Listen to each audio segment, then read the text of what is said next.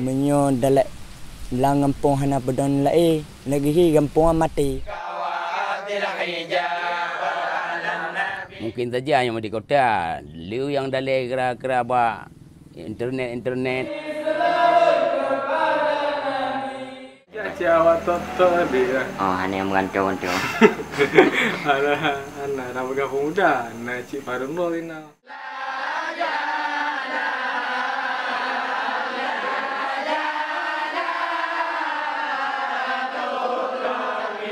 Akan menghilang dia akibat pengaruh daripada teknologi itu. Paling prihatinkan.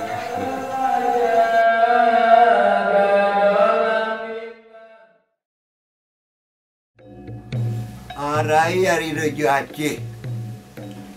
Sebelum dijajah Belanda kita ngarah. Awali ngarah taprak. Arah lu tawarni ngarah debit.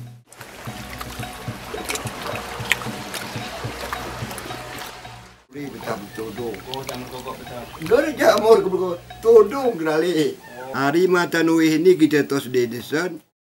Mulai kita sadarkan masyarakat jangan buang sampah. Tanam kayu sebenarnya danau laut tawar tidak perlu ditanam. Di desa berkurang penyebabnya adalah karena mata air. Di desa itu kan dari mata air.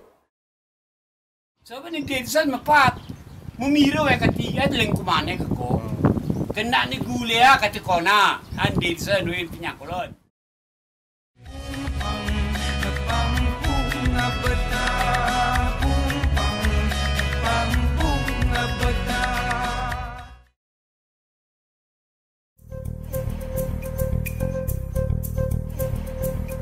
Urinongnya hana pantas ikut silat karena silatnya keren menurut dia. Jadi urinongnya fantasi di rumah. Memang pada kejadian tsunami bilang hana di sino. Walaupun memang kas tsunami mendalika hana le hana pe.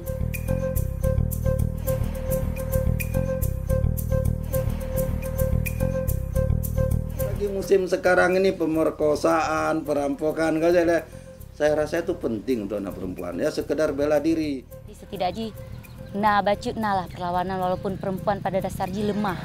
Karena dari zaman tanyo manteng pahlawan-pahlawan tanyo Aceh manteng memang kagak belajar bela diri.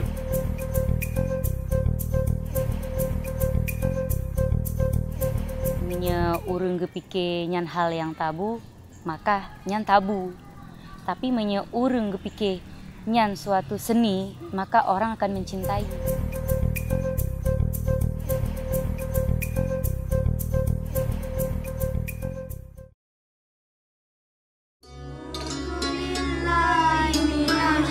Dong, memang dasar bu, memang ju sama hati kampung kan. Ada nenek yang jadi waktu bu ju kurang ju sama pun.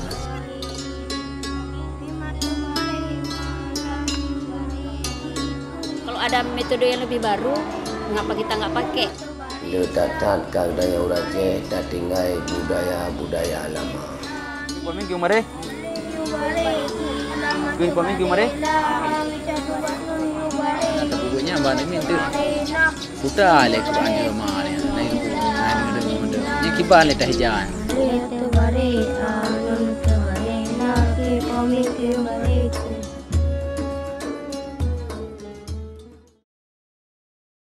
Kurang memadai hasil di laut, maka nelayan itu bermufakat untuk menuju Panglima Laut menjumpai kami selaku mukim di sini.